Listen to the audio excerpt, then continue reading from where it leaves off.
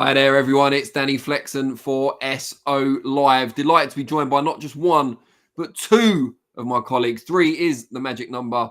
We've got Ayman Khan wearing a fetching hat, covering up whatever the hair's doing at the moment. And Josh Hart wearing, I don't even want to describe it. I'd rather just pretend it's not there. It's a Christmas tree, but it looks like an extra from The Wizard of Oz. I've got to be honest. Look at this. This is beautiful. Look, got a little bauble there. There's a little star on the top. I think it's a great little hat to celebrate the festive period. This is only going to encourage your already rabid fans out there in the live chat. We'll have to try and keep them under some sort of manners this week. But yeah, we decided, all three of us, as it's Christmas, and also the fact that we've come off the biggest fight of the year with Oleksandr Usyk repeating his victory over Tyson Fury on Saturday night. Varying scores out there. Not many people outside of the Fury camp seem to be saying Fury did enough to win. But we'll get into all of that. And I see there's already lots of chats out there. So let me remind you, we are the most interactive show on Boxing YouTube, in large thanks to the guys in the chat. So please do get your questions and comments in. We'll get through as many of those as we can. Also, give us a thumbs up if it's not too much trouble. It is the season of giving. And a subscription if you're not already a Seconds Out subscriber. But Ayman, let's start with you. Fight on Saturday night. Let's keep it basic to start with. How did you score it? Oh, Danny, sorry, I have to give you a little bit of a cop-out answer. I didn't fully score it. I was getting to the fourth round and had Fury up by a round or two, and then it was so kind of like absorbing and enthralling. I just got to the point where I stopped kind of scoring it and just started watching it, and that was incidentally when Usyk started to shift into his gears, and that really from that point was when Usyk took the reins of the fight there and really kind of sailed through to the end. So didn't score it officially, but for my eye, Usyk did win by a couple of rounds here for myself. Josh, please tell me you scored it. I did score it. I think at the end, originally I had Fury winning by like a round, but obviously I think I scored the first to 10-10, so I had Fury by 1 round. But then I could see Ayman pulling a dodgy face in the background. I've rewatched it. I've spoken to other people. I do think the right man did come out on top in the end. I think I was just a little bit preying on the fact that if we saw Fury win, we would have seen a big trilogy, something massive. But you can't deny how good Usyk is, and for me, he is the best of this era by a country mile now. No, I'm a big Fury fan. Most people know that, and I scored it a draw at the end. 6 rounds apiece, but I think I was being quite generous to Fury in a lot of the closer rounds, if I'm honest. And as I was going through, I was looking on social media as well, and I could see that my version of events was very different from the majority out there. And I think probably did err on the side of caution and giving Fury too many of the early rounds. So, but even if I did that and I still only had it a draw, I think it's probably fair to say that Usyk won a close fight. And that certainly how the judges saw it. They had it 8-4. In favour of Fury, albeit coming to those totals by different methods. I don't mean different methods as in Steve Gray with 2 pints of water. I mean, they didn't score every round exactly the same, although 7 rounds they agreed on, which is pretty good for a 12-round fight. We'll talk about where it went wrong for Fury and where it went right for Usyk in due course. But let's have a look at the chat, because I know a lot of people already having their say. Where are we? Let's start with Deep Random Thinker. Usyk beat the boxing establishment for the sake of boxing integrity, the real boxing fans, and boxing history. He should be the king of England at this point. Listen, I'm sure Charlie watches this, and he would not like to be usurped by a Ukrainian or any nationality. Deep Random Thinker also says Usyk is precious. He must be protected and retire. His legacy as the GOAT is sealed. Yeah, I mean, I wouldn't like him to go on like, say, Roy Jones Jr. when he was the undisputed pound-for-pound king. And then he just carried on his career far too long and harmed his legacy. But I don't see Usyk doing that. And he's still in his prime, I think. Cuss's System, good to see you, Dennis, says Usyk won fair and square. Usyk will fight Dubois again if Dubois gets past Parker, just to bring Charles and Dubois back to earth. I agree with Eddie Hearn. Only one fight left for Tyson, and that is AJ. Ramoni Mode XD says Usyk is not the GOAT. He's just a very naughty boy. No, Ramoni Mode XD did not say that. He says one of the candidates for it for sure. But don't forget Ali, Lennox, and other greats. Sir Chatterlot of Boxing says he had it 7-5, or she, I don't know. Sir indicates it's a he. 7-5 Usyk. Lots of nip and tuck rounds, but Usyk slightly better, cleaner work, highly skilled, excellent fight. Andrew, I can't read that comment. If you make any more like it, we will have to ban you from the chat, I'm afraid. We don't accept those sort of terms here. Julie Robertson, Tyson was sloppy. JH says, put some respect on Tyson's name. He's a great. Tyson will be in the Hall of Fame. A unique boxer for his size. Also has nothing left to prove. Great intro. Thanks, JH. Julie Robertson says, definitely unique. Mucky says, I had it 7-5 to Usyk too. JH says, thanks, Julie. Fed up of the haters saying Fury was never any good. Thunder Road, 100 plus watching. Don't forget to hit the thumbs up. Nat says, Josh looks stunning and delicious, but not as stunning and delicious as Flexen's tears on Saturday night when Fury lost. And I was proven right. There were no tears. If there were tears, they would have been all over social media by now. So don't be fooled, other denizens of the chat. Thunder Road says, there has to be a setting where we can see all three on screen at the same time. Yeah, Modfather Vinny, if you can hear me, you did say previously there is a setting for all three of us to be on the screen at the same time. So, yeah, what's going on? What's up with that? Let's get Modfather Vinny working on it while we do the chat. Eddie Hills says, found it hard to give Fury more than 4 rounds, same as the first fight. Went similar to both AJ fights. Rematch was closer, but still won similar number of rounds each time. Micah Graves says, really cool to hear people walk back initial takes. It's a good thing to go back and rewatch with a more objective eye. Completely. It's been too painful for me to rewatch. Eddie Hills again says, Usyk was the better man at every range, even in clinches. Fury wasn't having his way. Deep Random Thinker, Usyk has completed the boxing game at 100%. World gold, Olympic gold as amateur, of course. Ali Trophy, that was in the World Boxing Super Series. Undisputed cruiserweight, heavyweight, ring, lineal, undefeated, pound for pound number 1, the greatest. Just beauty in the symmetry. DB Coupon says, I backed Fury for the win, but scored it 115, 113 to Usyk. Very disappointing from Luke. I don't know why people call him Luke in the same way people call Joshua Femi as like a pejorative term. Surely if it's part of your name, who cares? You know, that's not really an insult, is it? He did better in the first fight, in my opinion. AI got the most correct card, says Malaza Consabor. Thunder Road says, both Danny and Thomas Hauser scored it a draw, but you should still listen to Ayman's latest interview with Mr. Hauser.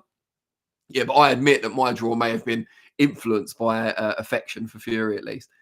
JH says, Fury is 2-time heavyweight champion, lineal champion, won all the belts, ring belt twice, 0 left to prove. Malaza Consabor says, Fury got a nice run, but this is Dubois time. I think he or she means Dubois. Usyk Trilogy is next.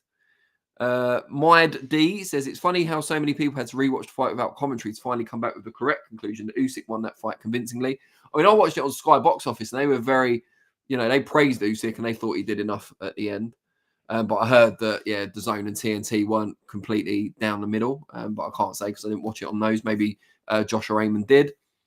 Craig the Monkman says, Usyk best of his generation for sure. And Cameron says, Fury should go back to tarmacking. I think that's supposed to be another very questionable chat there, Cameron. And I'll give you the same warning as we gave someone else whose chat we didn't read out. And I kind of wish I hadn't read yours out. The fact you've split it into 2 words by mistake, or maybe it wasn't a mistake. Maybe it was a subterfuge.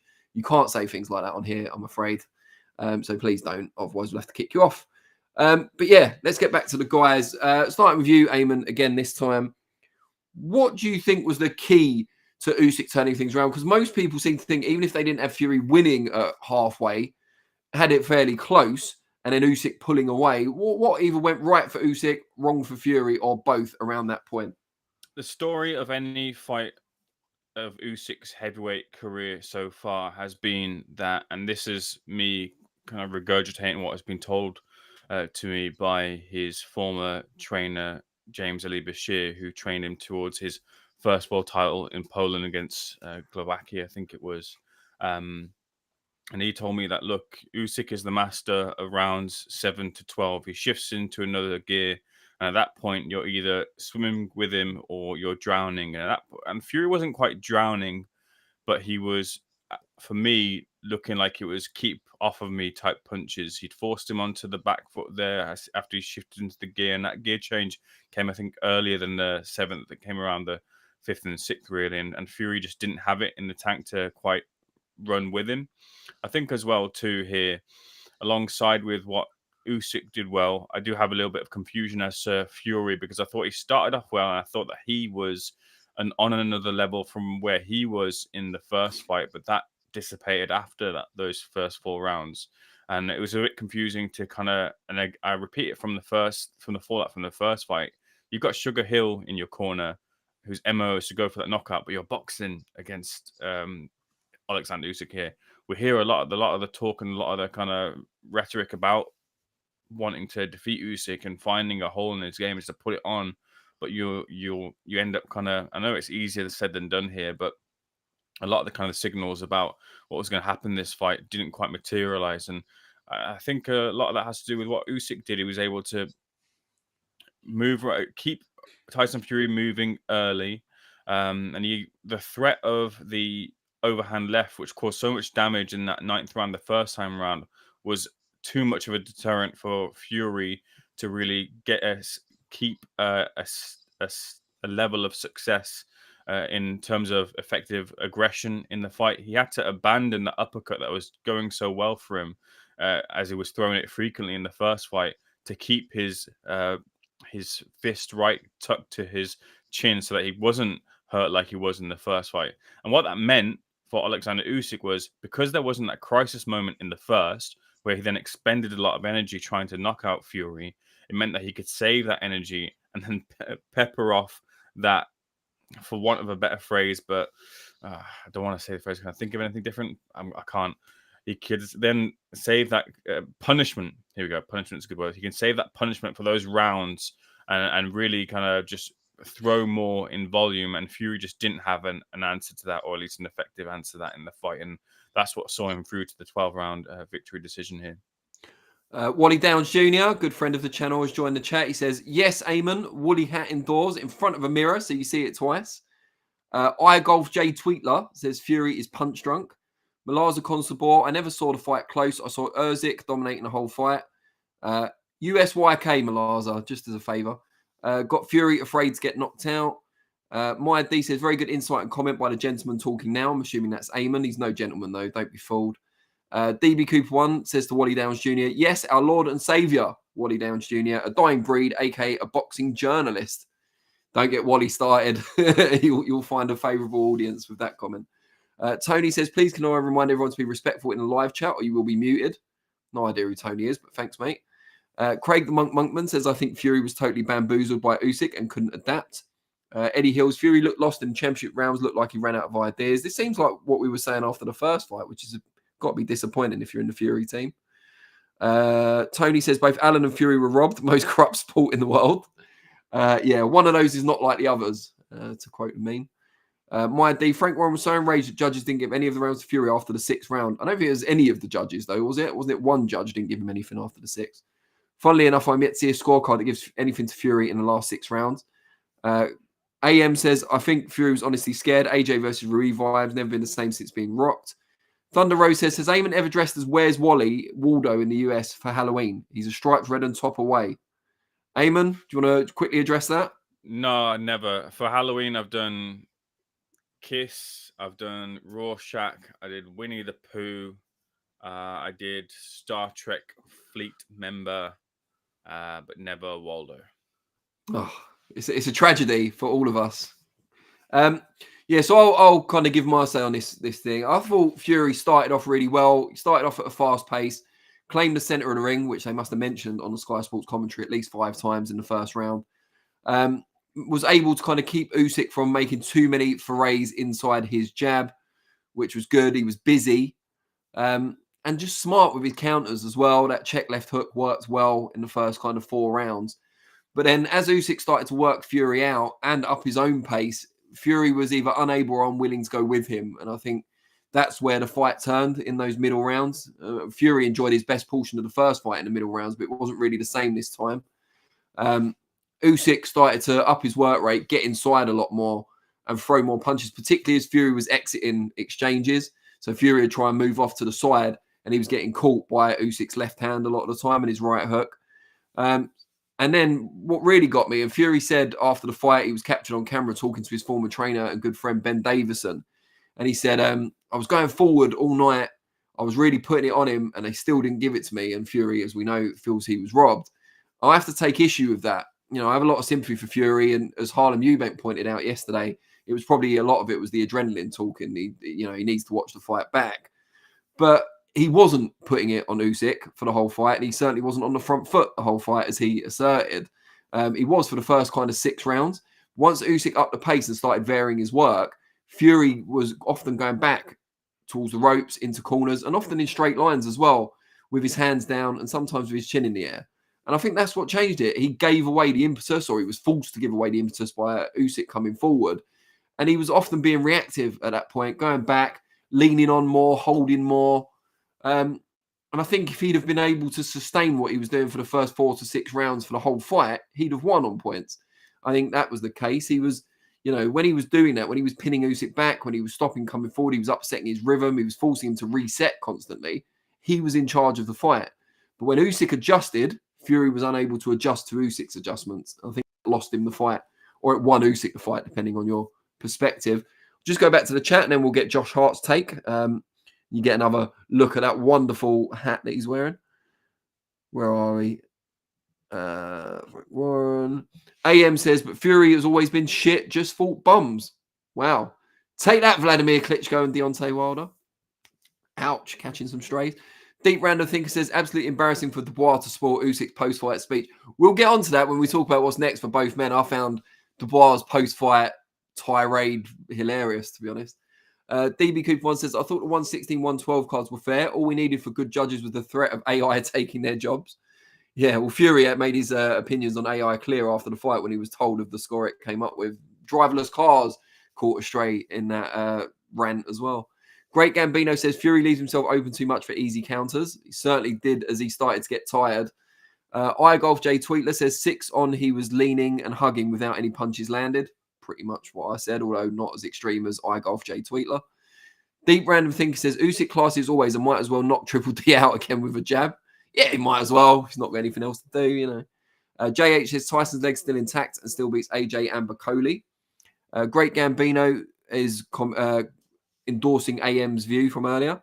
Leon the Canteen just tuned in, same as Danny on the night. I had it a draw, but if anybody won it, it was Usyk. Buster B says, Fury, in my opinion, was merely a big fraud. Wow. On Saturday, he looked like a 70-year-old man effectively slapping away with the jab. I mean, I don't know which 70-year-old men you know, but I think Fury would be a start favourite against most of them. Not sure where the skill that everyone apparently sees is. I thought Fury was very skillful. I thought it was a high-level fight where Usyk was just a little bit better. The harpsichord of Mozart, which is a lovely handle, says Fury was just outclassed. He could fight Usyk 20 times and the result would be the same. Usyk is a totally different caliber of fighter. Fury doesn't have the skills. The bully boy got schooled. Now, before I carry on with the chat, we are putting out a poll. How did you score it? Fury win, Usyk win, or a draw? Please let us know. Modfather Vinny, if you could put that poll up, and we will read out the result at the end of the show. It'll be good to get as many of you voting as possible so we get an accurate reflection of what boxing fans at large are thinking. Malaza Constabor, all the dirty moves Fury did in the clinch didn't help him. He looked intimidated by Usyk. Sorry if I don't like the opinion outside the British bubble. Well, we don't mind your opinion, Malaza Constabor. I think most people agree that Usyk won. What I don't like is that you're not spelling Usyk correctly. It's USYK. I've told you. Do me a favour, as Frank Warren would say. Ajtos says, I'm glad about the outcome. Greats of the past don't stand a chance against giants of today, can be put to rest. It heals discourse about heavyweight boxing, at least for a time. Usyk obviously being small for a modern day heavyweight. Micah Graves says, Fury moved forward in 2 significant moments, in my opinion. Once when Usyk was communicating with the ref about a rabbit punch, and in the 10th. Basically, no other point did he really do it. Yeah, I don't think he needed to move forward necessarily. I think he just needed to stand his ground in the center of the ring and not get backed up. And in the second half of the fight, he was getting backed up quite often. Eddie Hill says, Fury size-wise made his skills overrated.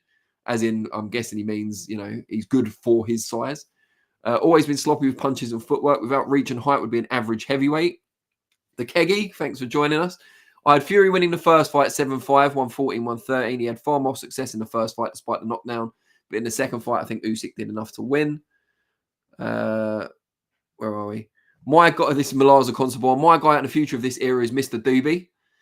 We don't talk about Doobies here, but she means Daniel Dubois, or he means Daniel Dubois. Unless you're Josh Hart. Unless Hart, who not just talks about him, but makes it his lucrative side hustle, from what we've heard. That's the rumor. Big Boy Garn says, yeah, you get your chance in a minute, Josh, to defend yourself and talk about the fight. Big Boy Garm says, Fury said he needs to knock him out to get a result and cries when the judges give it to Usyk. Fury has pillow fists. I don't think he punches his considerable height and weight. I think is probably fair.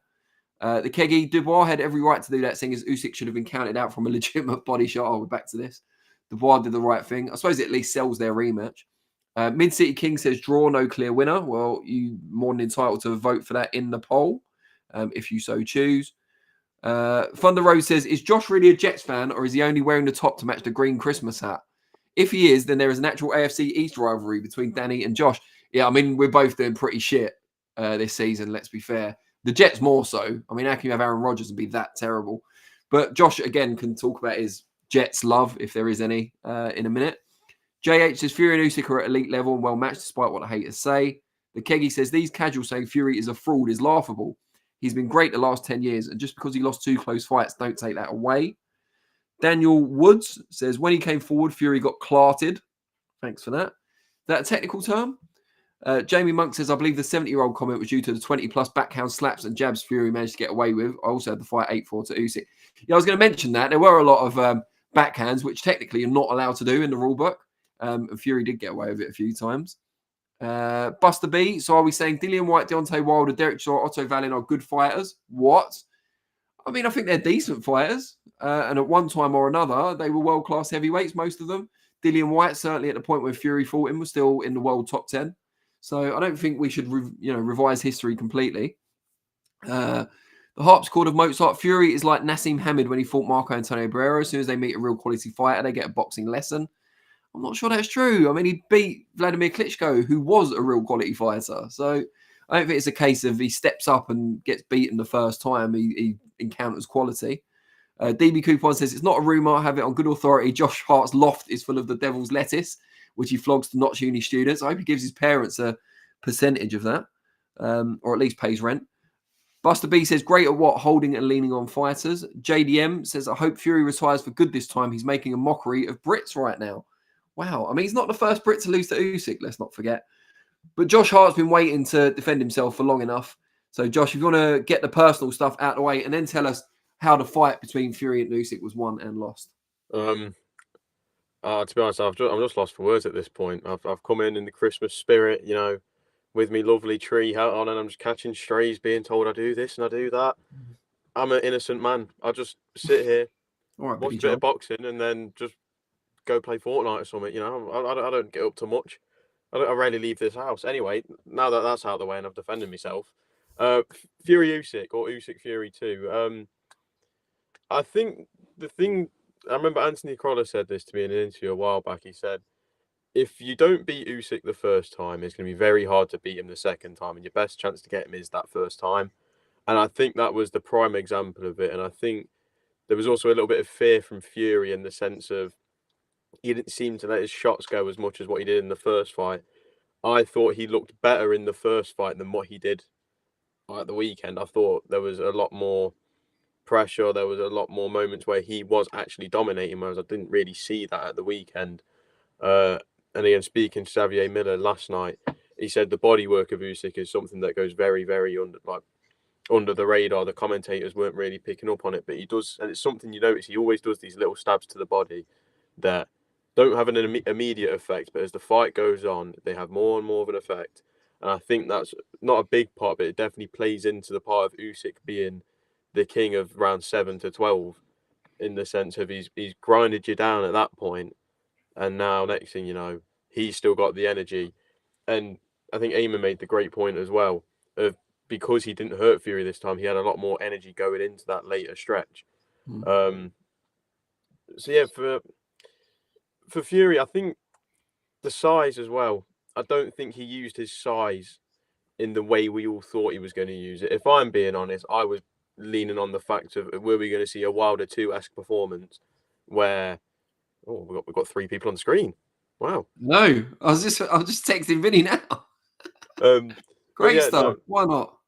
But yeah, no. Christmas. I thought we were going to see a Wilder 2-esque performance of Fury on the front foot, and we just didn't quite get that. I don't really think he held it. Hey, Ayman, what are you doing? But yeah, no. Oh, you made me lose where I was now. Can we just move on? I think it's the hat. I think the hat in close up is just killing Ayman. It's a great hat. It's a beautiful hat. It cost me £5 from Poundland. Surely that's a contradiction in terms. Isn't everything a pound? Inflation. Yeah, inflation. This guy gave £4 tip. Yeah, he loved the hat so much. It's like, take all my money. Sorry, Nan, no present this year. Oh, dearie me. Right, let's get us back on track, right? So, Fury Usyk, we've kind of judged where and why and how it went wrong. Has Fury got any sort of case in terms of saying he was robbed, or even in saying he did enough to win, Ayman? No, he doesn't. I think Hats off. That's off. Hats That is off. off to Usyk. That's what Granny's we crying for nothing on Christmas Day. Yeah, hats off to Usyk is what we should be saying here. I think, like, for Fury, one of those things, it's you've been saying for years, and people around you have been saying for years how you're the greatest fighter of this generation, and no man from his mother, and I beat you 7 days a week, twice on a Sunday. It's very hard to then, when you get to, and part of it as well too, like, imagine from Frank Warren is promoted him, brought him back from the brink, and you think that the tail end and the fairy tale of your story is going to be getting crowned undisputed champion, and then you realize it's all for getting beaten by Oleksandr Usyk. But that's just the truth, and the harsh reality of it is that you were beaten by the better man on two separate occasions here. I think what Fury can take from this is that it was competitive, and that Fury, I would never say that it wouldn't still be close, and that Fury could win a fight between the two of them. I think it is conceivable, but it's just whether he ever gets and can build himself back into that moment, an event, and if Usyk's still there and has his appetite for the fight is another thing. But I would absolutely not rule out the possibility of Fury winning a fight in the future between them. But the last two don't show him beating him in either fight really, and even though they were close competitive affairs. I was saying to someone earlier, it's a typical kind of boxing thing, in that unless you're going to retire after a defeat, you've got to have an excuse. Because if you just say, look, I did absolutely everything I could and I lost a better man on the night, where does your ego go from there? Where does your desire to compete go? You can't say, if you're Fury, well, Usyk's just better than me and he always will be, and, you know, I'm going to carry on my career, but I'll never be the number one heavyweight in the world as long as he's active. How can you possibly justify that to yourself? You can't. Boxing's such an individual, macho-driven sport. You kind of have to have some sort of excuse, whether it's the judges being against you, other elements being against you, injury. You know, it could be anything, but I think you need something to cling on to get yourself up in the morning, get back in the gym, and believe you can reach those heady heights again. If he wants to fight Joshua, you know, later in the year or whatever, and win that fight, have realistic hopes of winning his great domestic rival, then he's got to convince himself not only that he was, you know, unfairly done to against Usyk twice, because he believes he won both fights, but also that he did a better job against Usyk than Joshua did, because that will have implications going forward. Jamie Monk, oh no, we've had that one already. Meleza Constable says, how was Fury with that size and unable to impose his will? And yes, I am a big fan of Dubois. Yeah, I mean, I think there was an element of, you know, I wouldn't say fear necessarily, but trepidation that he was going to get countered by the much faster man in Usyk by trying to impose his size. But I also think he tired in the second half of the fight as well. And Usyk was kind of just getting started, it seems, from a conditioning standpoint. We've done the Hamid Barrera one already, which I massively disagree with on both counts. Where are we? iGolf J Tweetler says 39-year-old Vlad, who looked washed in his previous fight against Bryant Jennings, didn't look too bad against Joshua, though, did he? Which came after the Fury fight. I think that's a little unfair. And he was unbeaten for 11 years before Fury beat him. So I think, yeah, a lot of revisionist history going on there. Although the Hart School of Mozart agrees Klitschko was an old man. Sports Talk says, anyone who has this as a Fury win, please stop watching boxing. Martin Mulligan, respect should be put on both fighters' names. Great fighters of our generation. We will miss them when they're gone. Hear, Martin. Eminem, as I'm now going to call you.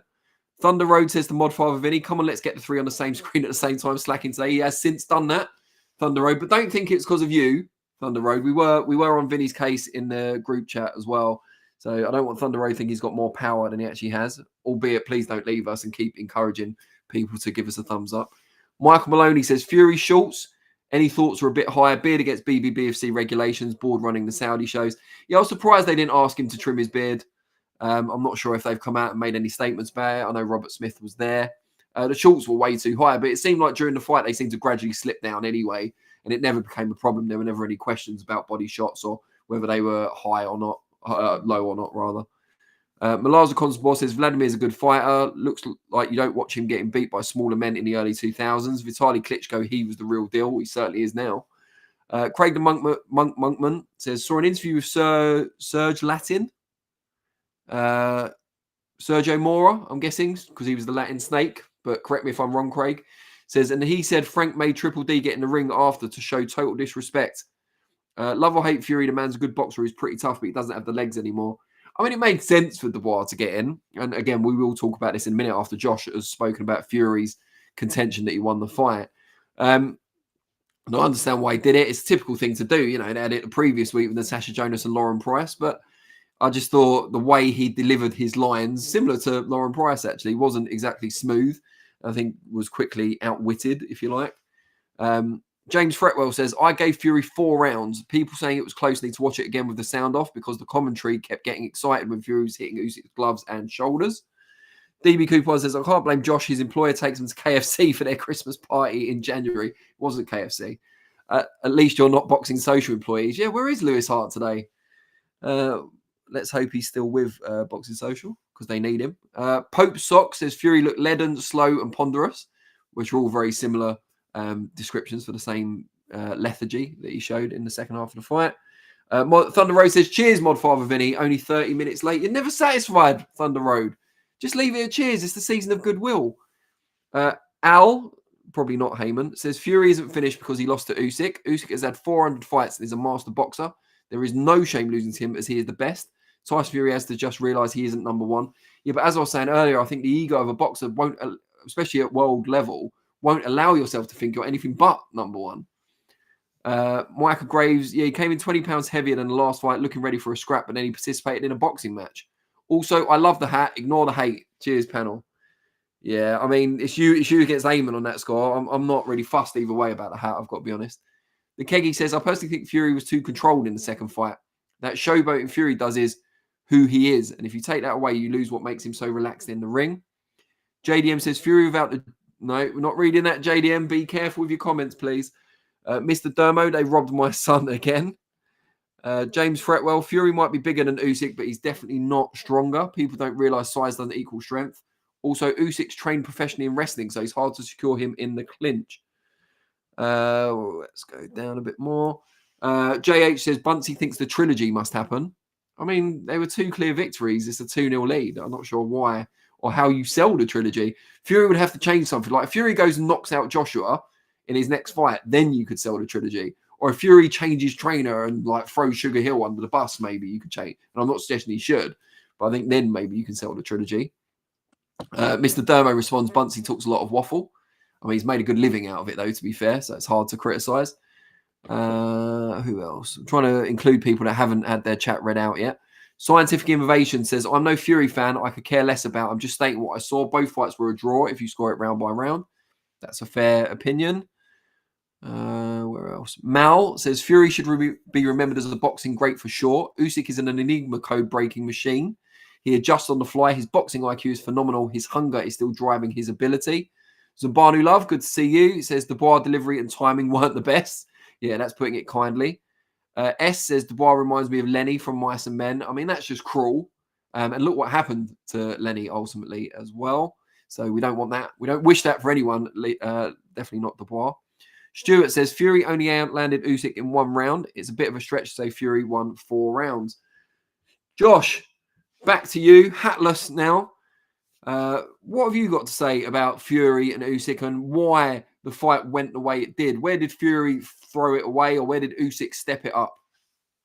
I'd say it was in those middle rounds. I'd say again, Fury started all right at the start, but again, it's when you get into that stretch of going down the second half of the fight, that's where Usyk just seems to take that lead when he's downloaded that data on you at that point, and he already had 12 rounds of data back in May that he had, so he already kind of knew what to expect. And yeah, I think Fury, again, like I said previously, I don't think he used his size at all. I think the weight he put on, you would have expected him to try and not just hold the centre a bit more, but try and push Usyk back a bit.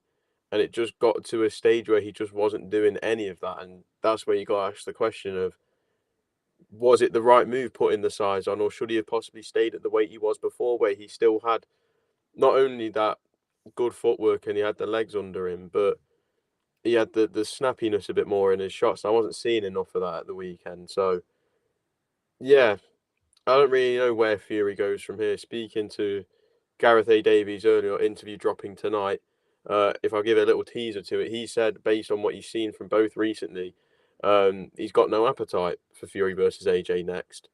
So, where do we go from here? I think that's the interesting part that we look to move on to, hopefully. Now, we want to talk about the future for both men. First, I want to do a little replay, a little amateur dramatics of what occurred between Daniel Dubois and Oleksandr Usyk after the fight. Which one of you two, great gentlemen, wants to play Daniel Dubois in this recap? Josh Dubois, that's for sure. Josh Why Dubois, me? okay. So, Josh, you start. You've just come into the ring. I'm slick and handsome and sweating and just won the beat Fury for the second time. What do you say? I want my revenge.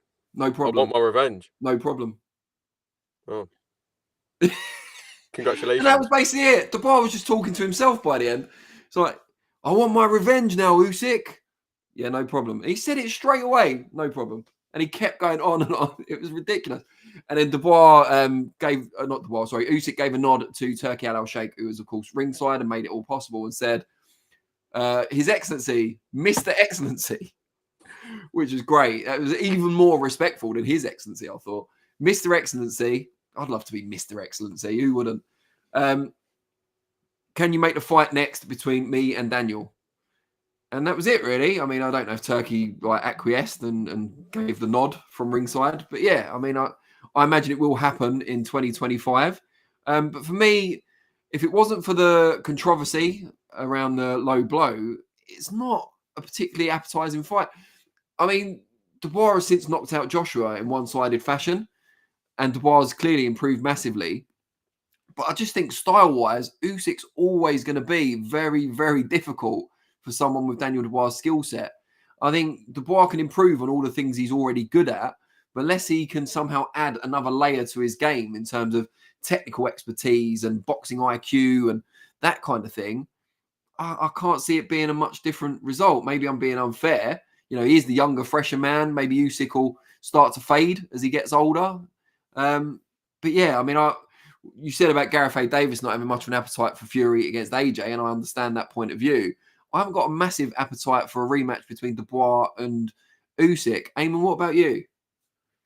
Yeah, just to add to that, I'm pretty sure on first viewing there was a small little wink as well. I don't know if you caught the little wink from Usyk at the end of having to watch Daniel Dubois enter into the ring. And look, I'm going to call it as it is. Maybe kind of spoil Usyk's celebratory moment. I think he said in a couple of interviews that I caught in the build-up to the fight happening that regardless of whoever won the fight, he was going to do that and take the opportunity to call for that. And a little bit torn in my opinion on that, because on one hand, you want to give the guy who's just won the undisputed rematch for the unified titles that moment to say what you say. But on the other hand, also, if you want to kind of keep the threads and storyline going in boxing, where sometimes those things are lost and people lose interest in boxing and some of the storylines of it, you do want to seize the moment and give people fans a lasting memory and something to look forward to. It's like wrestling.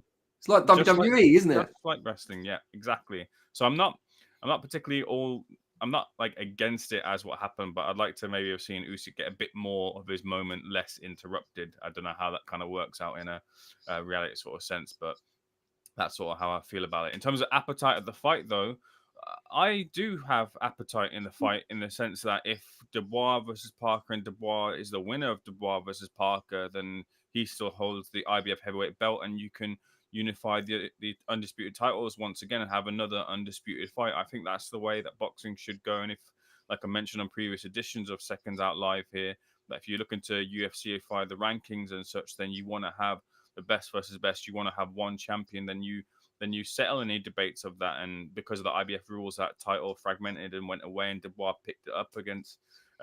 He was elevated, wasn't he, after the Hrgovic win, and then beat Joshua, and for a lot of people made himself a bona fide champion there. But if you really want to solidify that status, if you really want to be undisputed, if you really want to test yourself in the best, right now I'd say that Usyk and Dubois present themselves as the two best holding titles.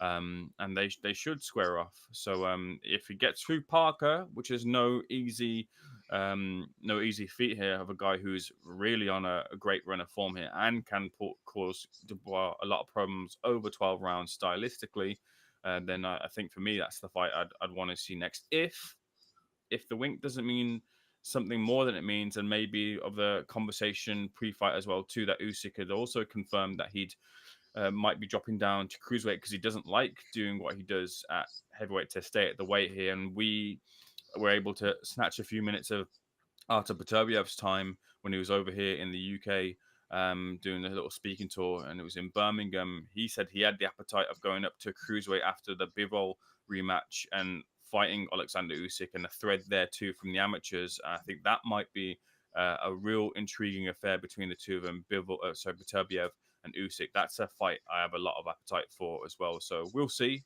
But I'm there in my seat, ready to watch Usyk and Dubois too as well. Well, Usyk said he didn't like overeating to make the weight, and I took that personally. I've got a lot of time for overeating myself, as most people would know.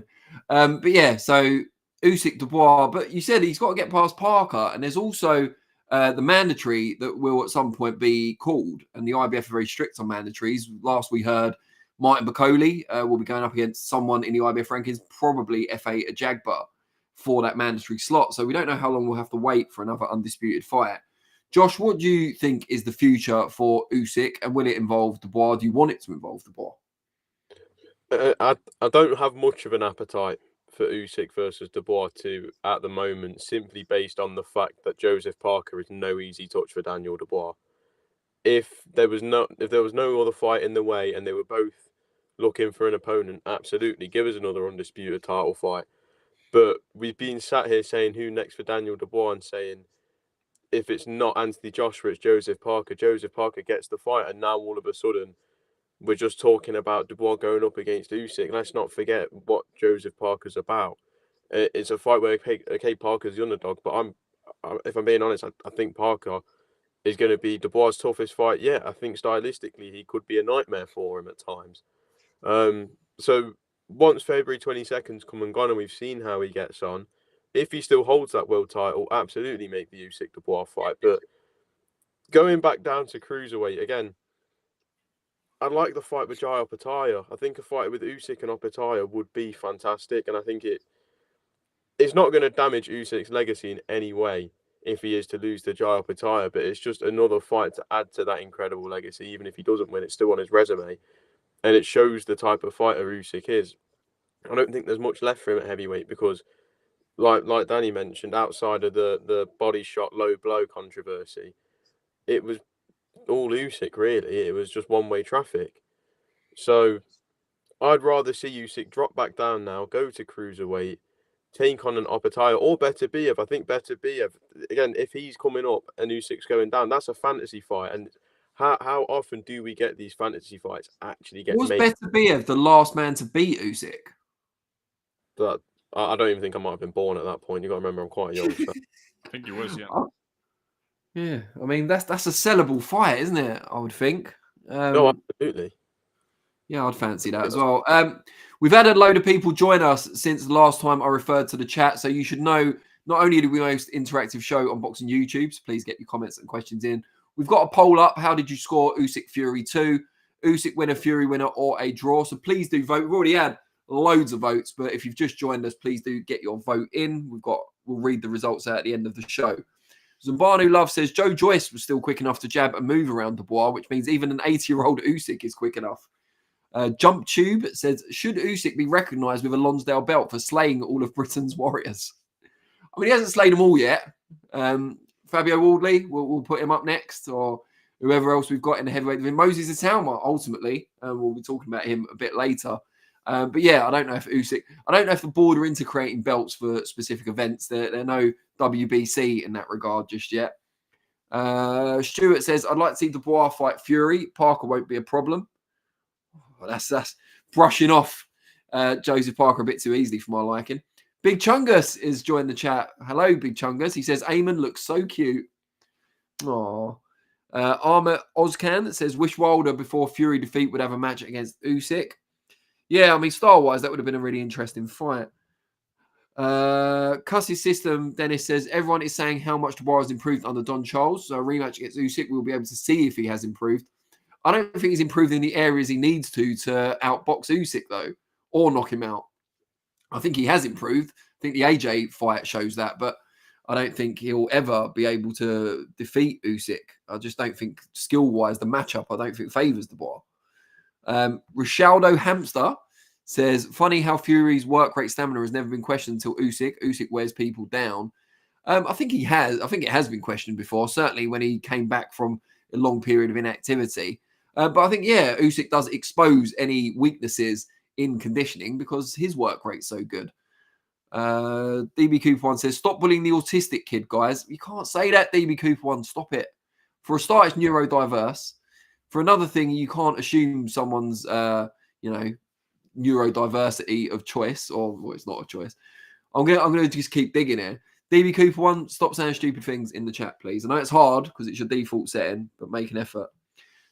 Ching Chang Walla says Dubois punched Usyk in the bollocks. Mr. Dermo says Dubois scored a legit KO, so you got a media contradiction there. Then had a cardio dump after Usyk gained the rule set with a sympathetic ref and a supportive crowd. Those are the facts. They're your interpretation of the facts. Nat says Dubois won't get past Parker, so the Usyk rematch is a moot point. Nice use of moot. Twisted Babar or Barber says, what chest size was Fury shorts? Yeah, I've seen that on Facebook. The Keggy says, if you think that shot landed in the bollocks, you need to study human anatomy or you have your bollocks growing out of your navel. We don't want to hear any more about Chin Chan Walla's bollocks or indeed anyone else's testicles on this episode or any episode. King Penguin says, Tyson got cheated. You guys don't know boxing. Wow. I mean, a lot of people in the poll don't know boxing as well, I've got to say. Cuss's system said, disagreeing with Stewart. He was losing against Miller, was getting hit too much against Hergovich, so no improvement. However, was very good against AJ. And Mark Turner says, oh, hold on. Got to go back down here. Seeing Fury to retire, I believe. Where is it? Mark Turner. Retire and enter Strictly Come Dancing or Dancing on Ice. You're no fighter. Oh, no, to Usyk. You're no fighter, Usyk. Sorry, you cheated the judges with your pitter-patter style dance moves. Well, that's a take, Mark. I'll give you that. iGolf J Tweetler says, Bacoli and probably my Zhang puts away Dubois. He's your Zhang. Does he know? iGolf Tweetler. It is Christmas. You always tell the truth at Christmas. So maybe you should tell him how you feel. Dr. Boxing Talk says, I was rooting for Fury, but I had 115, 113 for Usyk. Could have been a slightly wider margin too. Usyk won another good fight. How not to play. It says Triple D has done himself now, and Frank has shown his gangster roots, sending him up there to call him out. I think as Ayman alluded to, though, it's a typical thing to do to build the next fight. You've got to keep the momentum going. Otherwise, it's just Fury's lost twice in a row. There's not really anywhere to go with that, is there? Baby or Babsy627 says, Daniel will not beat Usyk. Revenge after that dirty low blow. Usyk schooled him after that. Daniel's just like Fury. He's going to have to KO Usyk, who just has the whole package. Superior in every aspect. Completely agree with that, actually. I hope Don Charles isn't watching. Thunder Rose says, Josh mentioned on another SO Live that one of his favourite artists is a UK rapper. Does he remember a Lawrence Okoli rap about being in Dubai with Arabs? It was really bad. Josh, just quickly, do you remember that? Yeah, I actually had it in my playlist for a little bit of time. Thought it was quite a good song at first, but for a little bit of time. So you've brought him in and then you've rejected his rap career. Poor Okoli, mate. no, respect to anyone that steps in the booth. Respect to anyone. Fair enough. Fire, not so much fire in the booth, mate. Maybe a little bit of smoke. Someone, I've just got to find the chat, said Igor Makontsev is the last person to beat Usyk rather than Artur Beterbiev, who did beat him in the amateurs, but obviously wasn't the last person to have beaten him. Where are we? Isaac Guled says Anthony Joshua versus Tyson Fury, end of an era at heavyweight.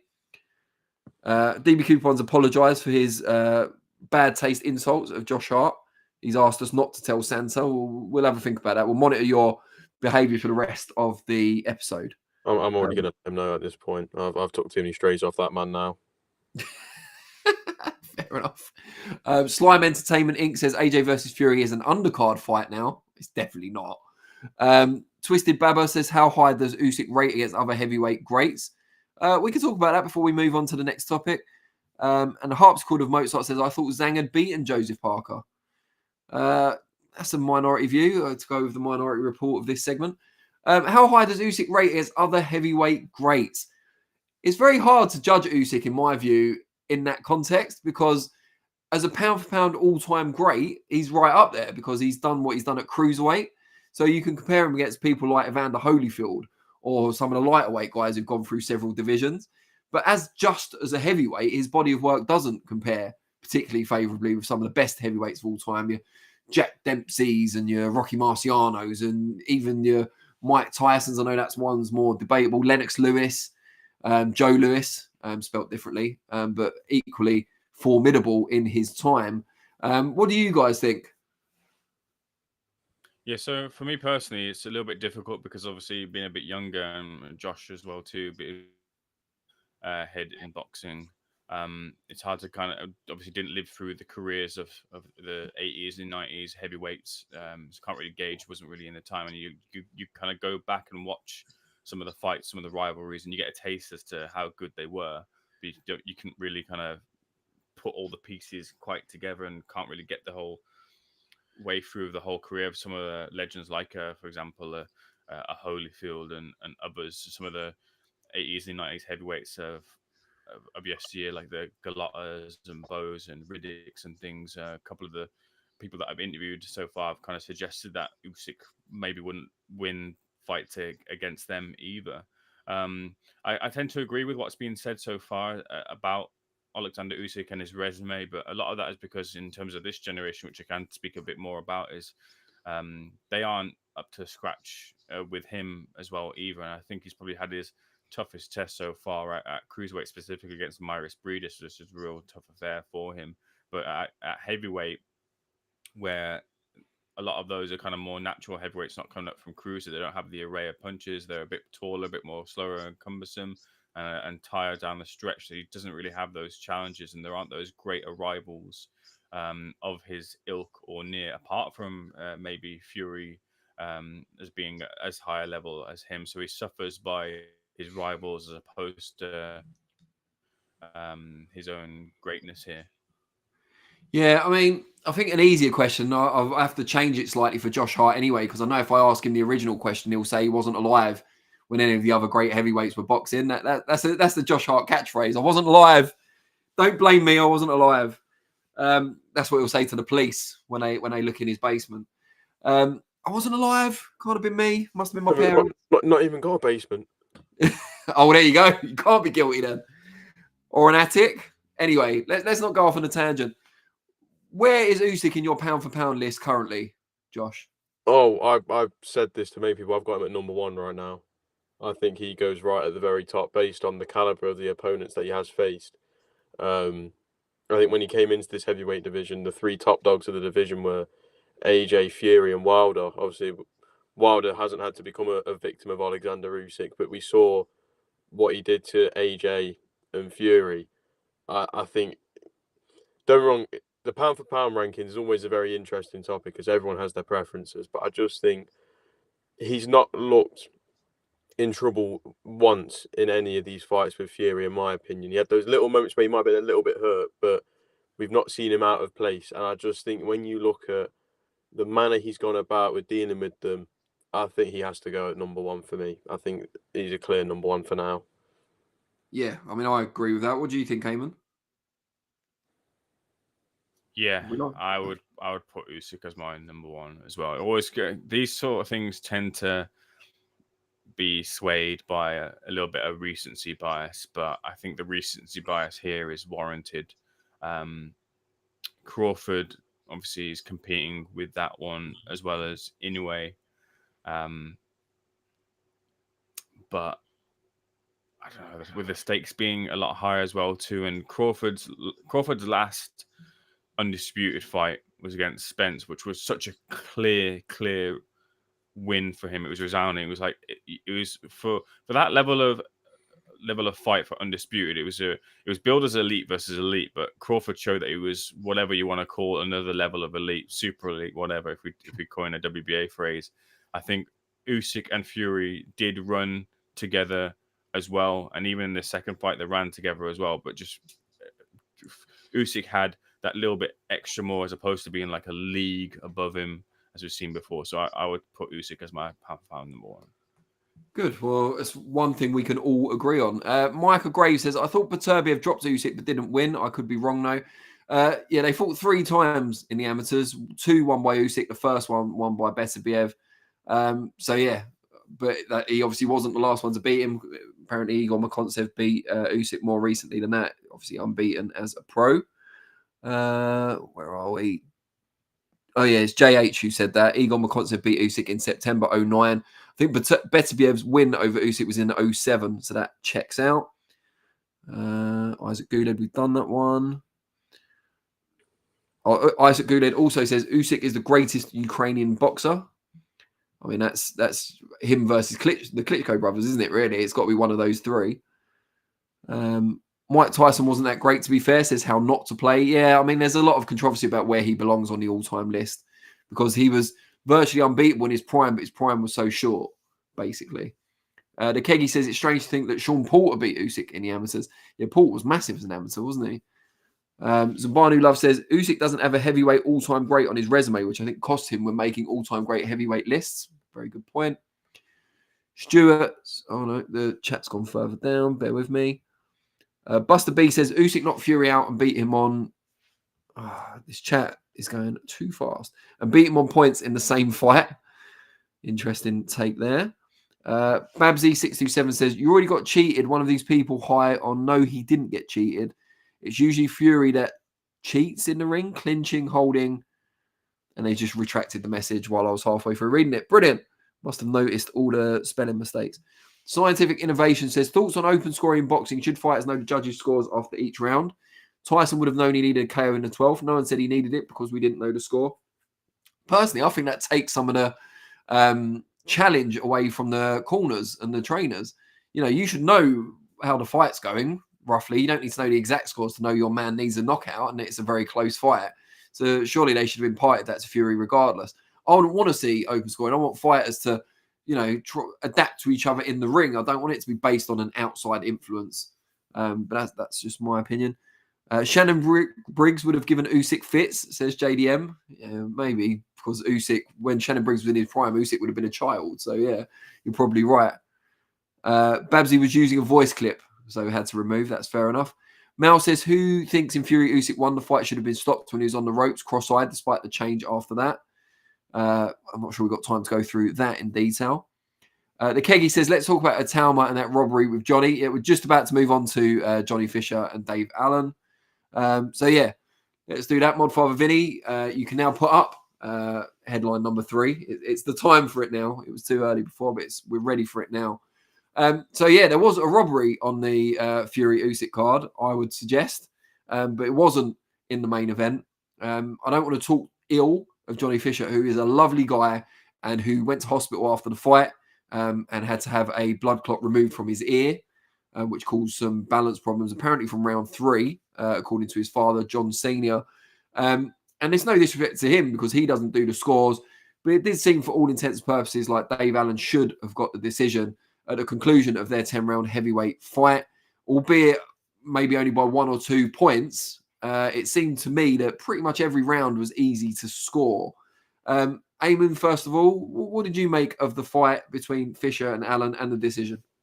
Yeah, so I'll go into this with open hands and say how I felt before the fight. I was, to be honest with you, a little bit worried about the fight for Dave Allen specifically, because a lot of the kind of the rhetoric about Dave, and I having been in gyms a lot more here and knowing a bit about fighters and how they can replicate what they do in the gym on the night, the thread of the story with Dave Allen has always been that he'd not been able to do what he'd be doing best in gyms and sparring, whether he kind of left it all in sparring and wasn't able to do it on the night.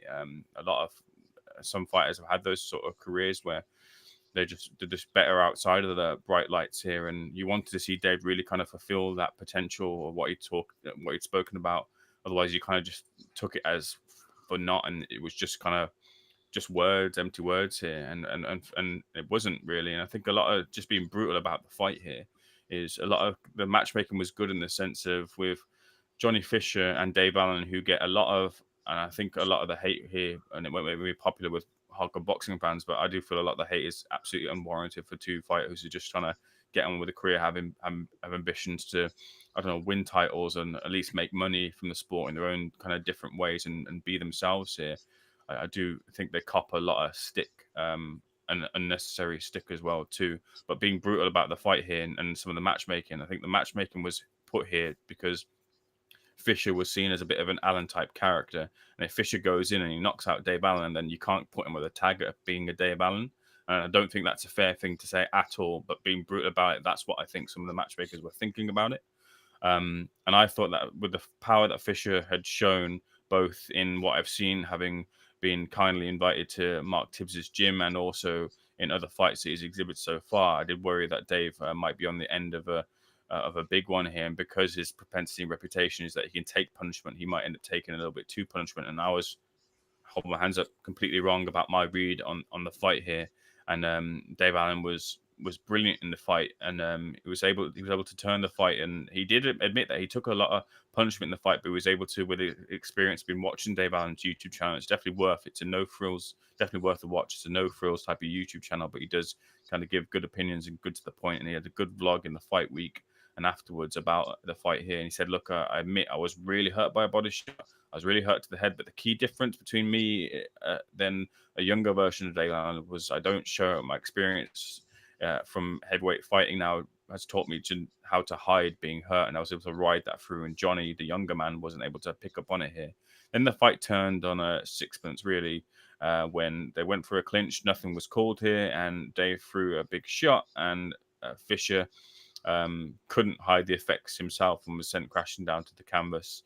And from then on, really, he was in dire straits here, and he showed a lot of heart, a load of gumption, a lot of bollocks, really, in the ring to fight his way through to the decision here. And I think Fisher, in the sense of what happened with the judges here, because really and brutally, the truth is Fisher didn't win that fight. Dave Allen did win the fight here. It doesn't really matter too much about how wide on the scorecards here, because really the justice or injustice is that Allen didn't win the fight when he should have done. But Fisher was also robbed. In the truth was that you then the perspective shift changes on towards Fisher is if he had lost the fight as he had lost the fight and it was given that way, we'd be talking about the heart and spirit and a big, massive box ticked for Johnny Fisher in that when the heavyweight, when the tough gets going, because you'll take a lot of bigger punches if you're trying to get to where you get to from a Fisher perspective in the heavyweight rankings. When those big punches come, sometimes fighters, they don't want to take it and they find ways out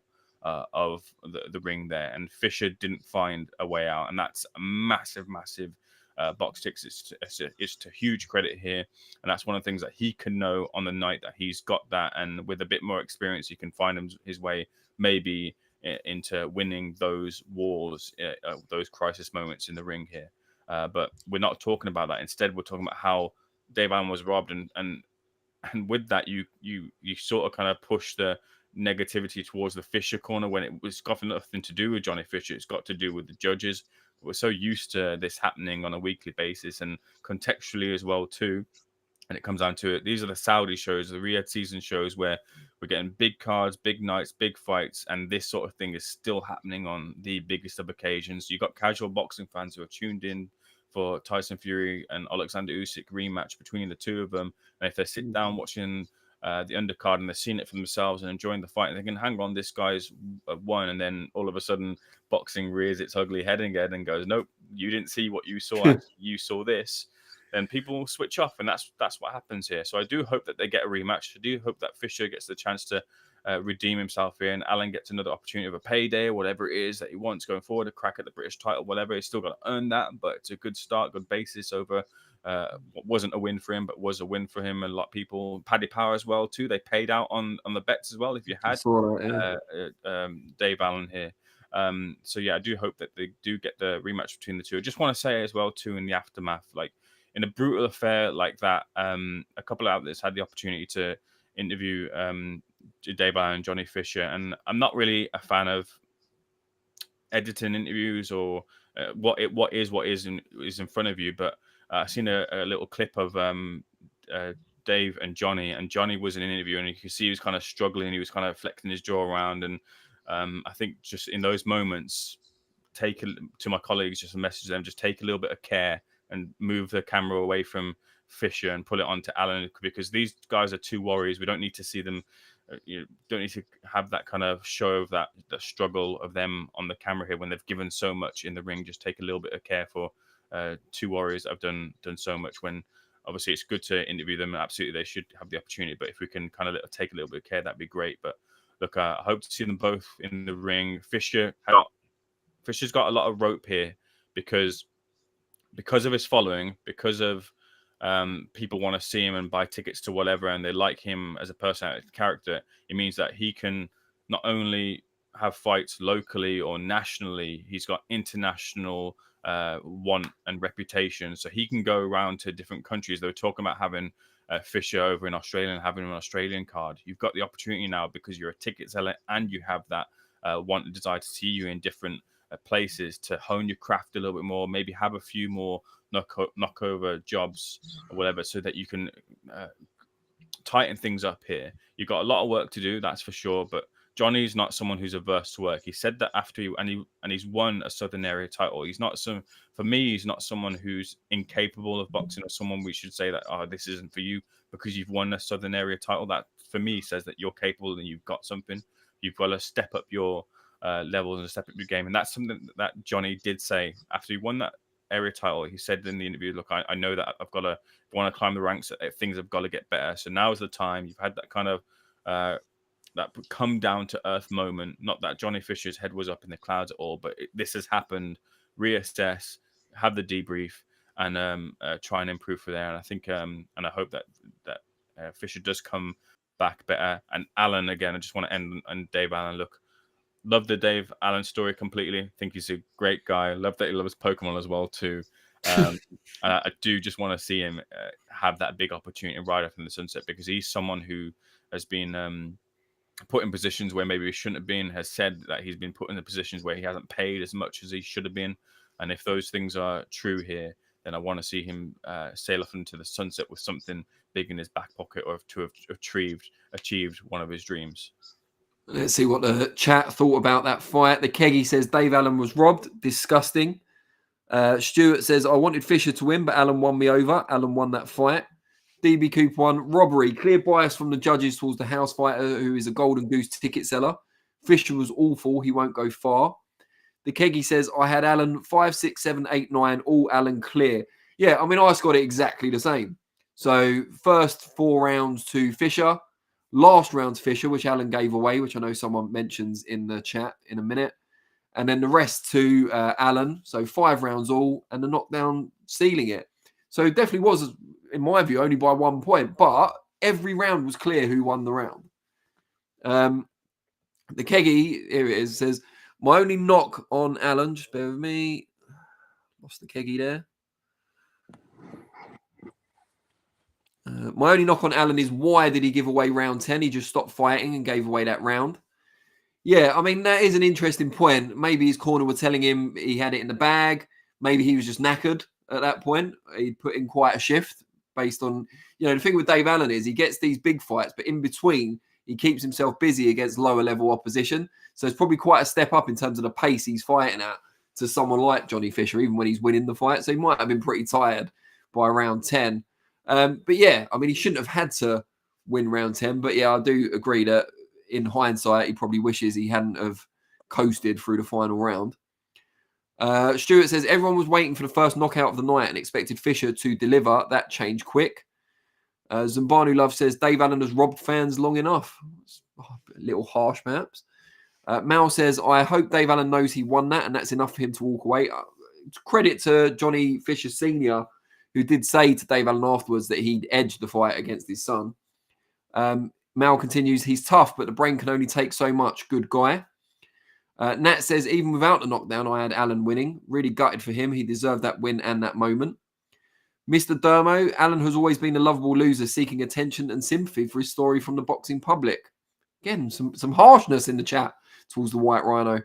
Him losing a split is a good outcome for him as he's got all that now and can go again. Big Boy Garbs, Johnny Fisher goes with Whittaker, Ben Whittaker, unfortunate nickname for him there, as a hype man found out. Thank you, Turkey, for shining a light on these frauds. I mean, don't get me wrong, and I think Turkey deserves credit for a lot of things, but no one set that fight up either at Matchroom or at Riyadh season thinking that Dave Allen was going to pull off the upset. You know, if a fraud has been exposed, and I don't think it has, but if that is the case, it was quite accidental. The Keggy says, Johnny is very limited. I'd pick Adelaide to knock him out, let alone higher level guys like Fabio Wardley, Itauma, or Coley who'd destroy him. We were talking about that on Saturday night. Like, you know, if Fisher's struggling at this level, how far can he actually go? What's his ceiling? Wasn't a hard fight to score either, says the Keggy. Completely agree. Mr. Dermo says, Sam Jones fight is getting the rub twice in a few weeks. First Cameron Vong and now Fisher. What are you trying to suggest, Mr. Dermo? Sam Jones, good friend of the channel. I hope you're not suggesting he's been, you know, handing out the manila envelopes. DB Cooper 1 says, hot take, Moses Itauma beats Usyk. We'll get on to Moses Itauma in a little while. Let's carry on with Fisher Allen for now. Zambani Love, if we're going to praise Fisher's heart, we have to accept he's had to pay a price for it. Fair enough. Scientific Innovation said, you said his corner should know how when the fight was that close. Judges had him down 3 rounds going into the 12th. Fury said he won by 3, so his corner thought he was ahead. There was no urgency. Yeah, but that's what I'm saying. They should know. They should have a more realistic interpretation of what's unfolding before their eyes. They're experienced. So they should know that he needs that last round to be sure. Even if they had Fury winning by a round, which would have been fair enough, you know, would have been an acceptable in the range of scoring, then you say, well, we've got you around ahead, but obviously we're your corner. So realistically, you could be around behind. You need to win this round or you need to knock him out in this round, whatever the case may be. But yeah, I mean, they'll be regretting not doing that now, I would imagine. Buster B says, Fisher versus Allen wasn't a boxing fight. It was like 2 drunk palookas having a bar fight. Stuart says, how do you score a double knockdown round? 10-8, 10-7? I think it depends what you'd scored it before the knockdowns. Usually, you'd score around 10-9 or whatever to whichever box you feel was superior. Then you take off a point per knockdown. So I think it would be, even though it's a 10-point must system, it's still considered a 10-point round, and then you take off the knockdowns afterwards. So it'd be like 9-8 or 9-7 or whatever. How not to play says Fabio needs a test. I think that's it for now for Fisher against Allen. So, Josh Hart, your time to shine. What did you make of Johnny Fisher against Dave Allen and the scores at the end? I think, and this is obviously it's a recurring issue with the judges nowadays in bad scorecards, giving it the wrong way. And I think it's getting to the point with Saturday, if you forget the scorecards, Fisher versus Allen was actually a really enjoyable fight to watch. It in my opinion, it was probably the best fight of the night. And yeah, it's sad that we're sat here now. Obviously, we do this show every week. Well, you and Ayman do anyway. I chip in every now and then. But like, we're sat here and talking about the judges yet again giving a bad scorecard, when really we should be sat here right now praising Dave Allen for getting the win, praising Johnny Fisher for showing an unbelievable set of bollocks to stand in there and take punches like that. But instead, we're sat here saying, "Oh well, you know, these judges yet again," and it's just, it's boring now. It's like we need something to change. And I know Turkey trialed this AI judge. I'm not sure if I was a fan of the AI judge and the scorecard that it came out with. I think it was like 118, 112 or something ridiculous like that. I didn't agree with that card. Wide, yeah. But yeah, something needs to change because we can't just keep coming on sitting here and trying to come up with a solution of how do we fix this. I think the simple answer is we can't. These bad scorecards have been running for so long now, like way before I was probably even born. So what's going to change now? But on the fight itself, for me, it was the best fight on the card in terms of entertainment value. I think it was a really good fight. It was one of those fights that you want to show people that aren't boxing purists. If you want to try and get people involved, that's the type of fight you show them, a fight that's got action, it's got a bit of carnage in there. And yeah, obviously got in for Dave Allen to not get the win, but interesting to see his reaction in the sense of him saying that he doesn't want to go for the rematch because he said it wouldn't be good for Johnny Fisher. I think it's very interesting the way that he sees it. But I think that's always been the thing with Dave Allen, is that he's been a very authentic and, you know, true to himself, and whatever he thinks he will say, he doesn't mess about with his words. So I like the way he's going about it all, and he seemed very happy in defeat because he's shown that he's still got it. There was a lot of doubt from the British public going into this fight, a lot of the fans. And I feel like he's kind of proved them all wrong for the ones who thought he was going to get ironed out in a round. I remember I was looking at the odds for the fight just to go to the distance, and it was at I think 5 or 6 to 1 for Dave Allen to win on points. I didn't want to know what the odds were. And then as for Fisher, I think going forward, I think you kind of have to look at running that back. I don't really think you can get over that, especially when it's a bad scorecard. We've seen it with Cameron Vong versus Gavin Gwynn.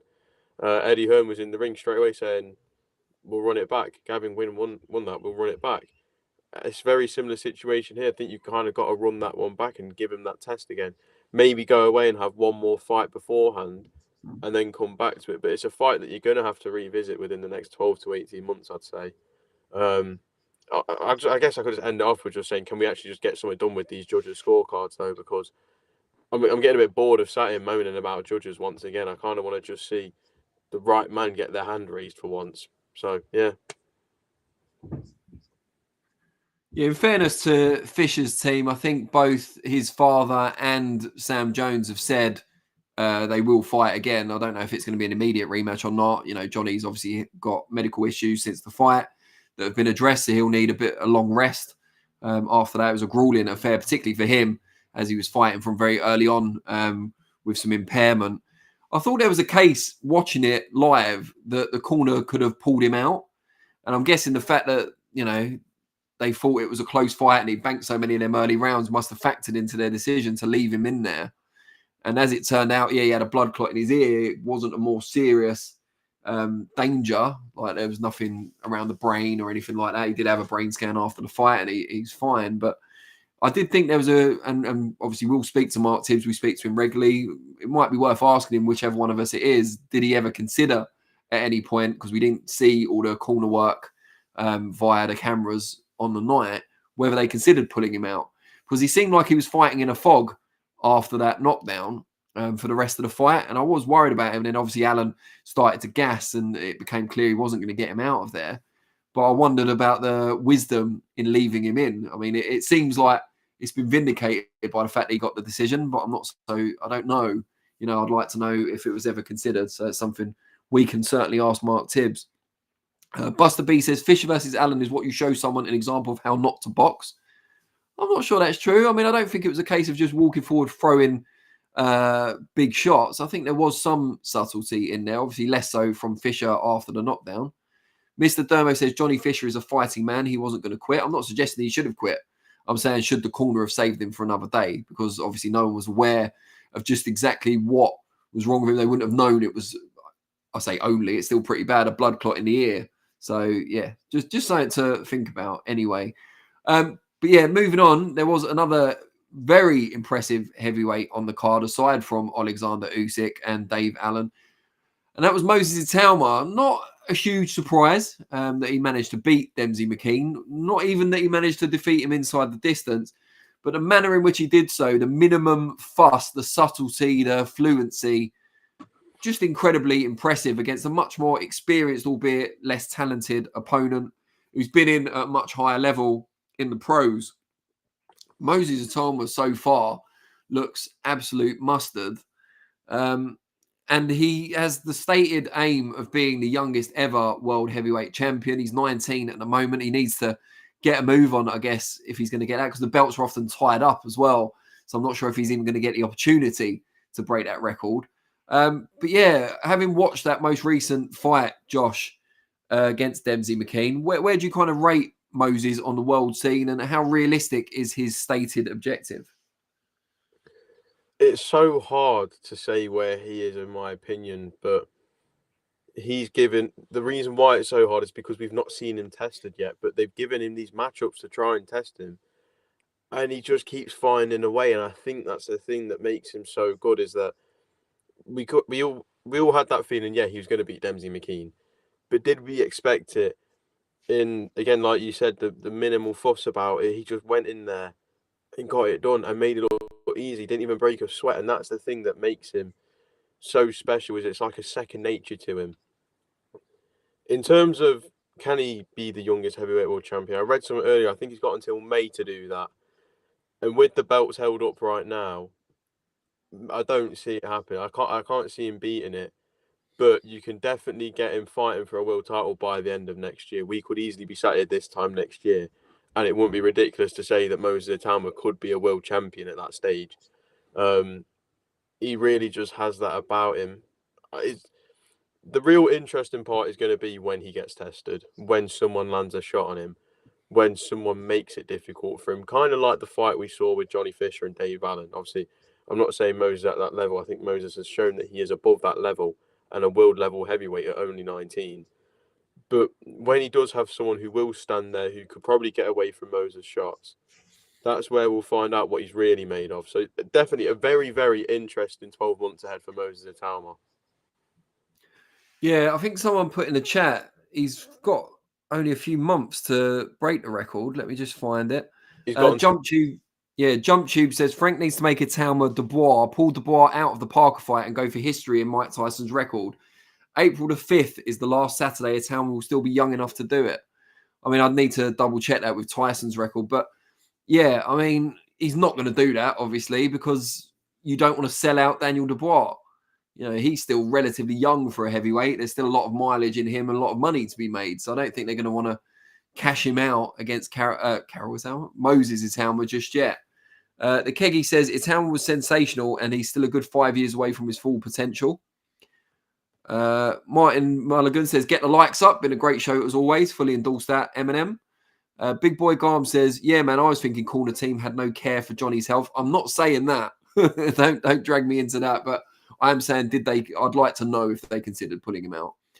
They must have known all Johnny needed was to get to the final bell anyhow. Zambanu Love. Sorry, someone's retracted one there. Moses looked explosive, but didn't learn anything versus McKean. He needed to fight someone decent before we talk world titles. You can see why they made the McKean fight, though. You know, he'd been in with Hrgovic, gave a decent enough account of himself. For this stage of Moses' career, I think that's a more than decent opponent. Stuart says Itauma versus AJ would be good. I don't want to see AJ versus Fury. I mean, AJ doesn't take that fight in a million years. Not that he'd definitely lose either, but, you know, it's just all risk, no reward. Where are we? The Keggy says, as people have said, Kubrat Pulev being WBA regular champ is probably a fight we'll see next.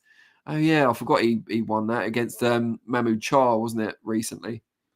Zambanu Love is calling for Moses against Jared Anderson. Would he get credit for that, though, after seeing Anderson exposed to an extent against Martin Bakole? And as the Keggy points out, Anderson isn't taking that fight. Itauma versus Usyk, says DB Cooper 1. Roll the dice, baby. Let's go. iGolf J Tweetless says Pulev should want no piece of that. Pulev and McKean aren't too different at this point, says Zambanu Love. How not to play says, why are you on your kid's Android tablet sat under the bunk beds? I'm not sure who he's referring to there. Hopefully Josh, not me. Josh. Yeah. Storage unit. Josh isn't old enough to have kids. He wasn't alive. He wasn't alive when kids were invented. Thunder Road says, if you haven't given a thumbs up, give your head a wobble and then give a thumbs up. Almost 90 minutes, 3 members on the panel. Early Christmas treat. Mr. Dermo says, McKean was a good step up. Itauma was just sensational. How not to play says, Moses beats Usyk. It's the age. Itauma versus Jarrell Millanek, says Mr. Dermo. I wouldn't mind that, actually. Ian Whitehead says, Dan, you said you will try and get Gabe Montoya on your channel soon. Any luck? When did I say it? Because I feel like I've had him on the channel since I said it. It was one where he had the kind of space background behind him. He looked like he was in some budget sci-fi series from the 60s. Josh wasn't old enough to know the 60s. The 60s was a decade, Josh. It was really good, apparently. I wasn't alive either, but I know about it. Oh, I've not been told about it yet. No, I didn't think so. But yeah, so I think we have had him on since we had that conversation, Ian. But yeah, have a look on the channel and let me know. We could always get him on again. We have him on every week, but that might be a bit much for him. I don't know. DB Cooper, Stuart says, where's Chisora versus Valin? It's on the Dubois Parker undercard. No, it's its own show. It's a main event in, is it Manchester? Ayman, it's early February, isn't it? Yeah, that's right, yeah. Yeah.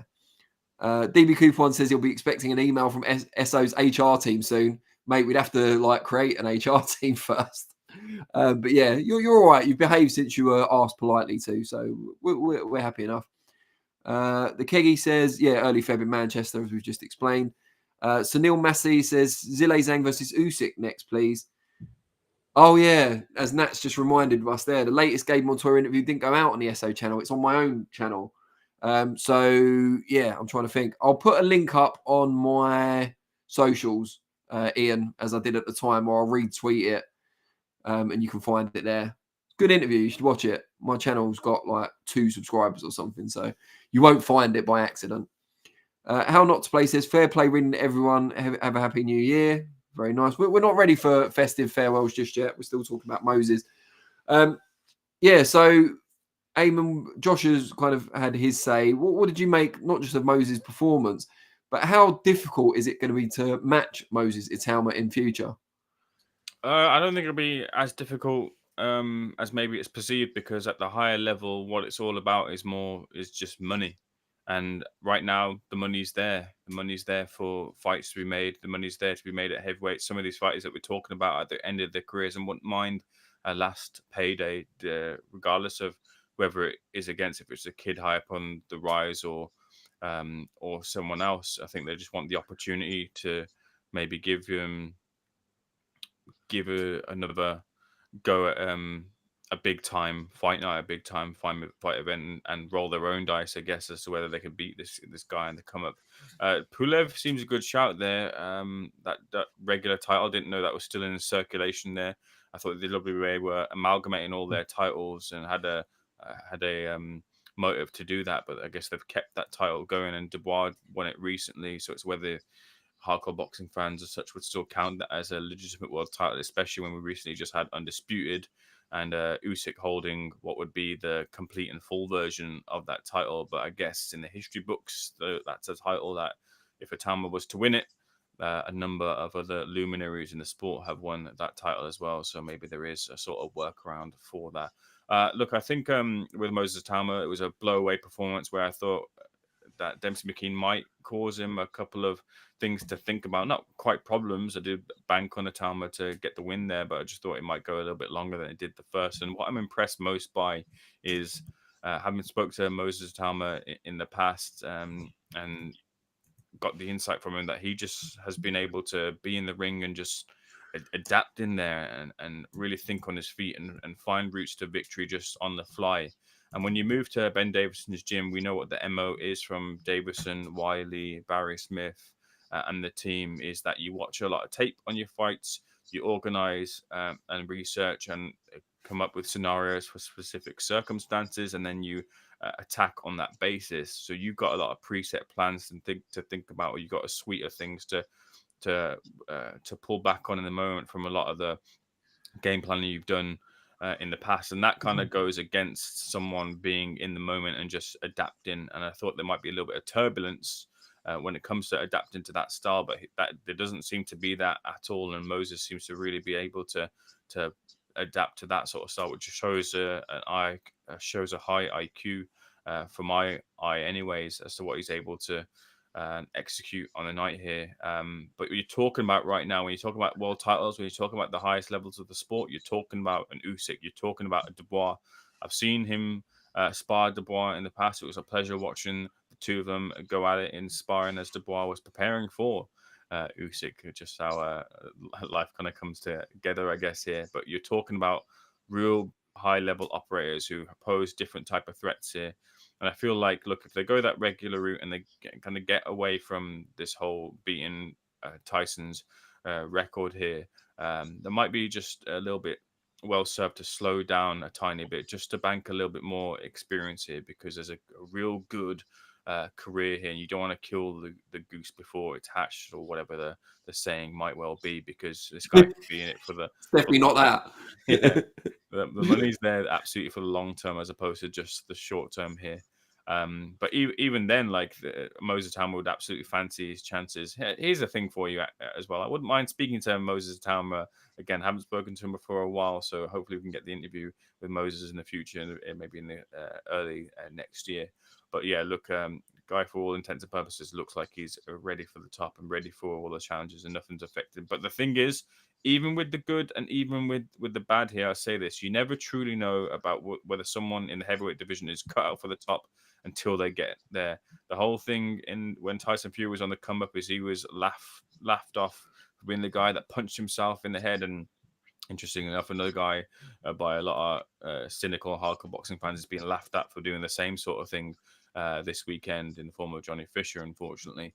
But Tyson Fury was that guy who was laughed at for that. Tyson Fury wasn't seen as a serious contender for the throne, and look where he got to. So you never truly know until they get there. And that's the same thing for whether they look not so great now or whether they look great now. Moses needs a little bit more of someone who's rough, ready, and will take that first big punch and will hang in those rounds, and then we'll see what kind of is there for 5, 6, 7, 8, 9, 10, 11, 12. I think it's still there. I'm not saying it isn't, but you still want to see that big box tick because right now it will be coming thick and fast. I think that's a very good summary. Now, guys, we are coming to the end of our time here. So, Modfather Vinny, if you can hear me, please do share the result of the poll. We asked you, how did you score Usyk versus Fury 2? Who did you have winning? Fury, Usyk, or draw? I think it's a pretty much a landslide. Yeah, massive load of votes. So appreciate everyone who voted. Thank you so much. Oleksandr Usyk, 80% of you, 4/5 had Usyk winning. Only 14% had Fury and 5% a draw. I mean, that's a pretty strong statement from what is, I hope, a wide cross-section of boxing fans, people who know how to score a fight, people who know what they're looking for.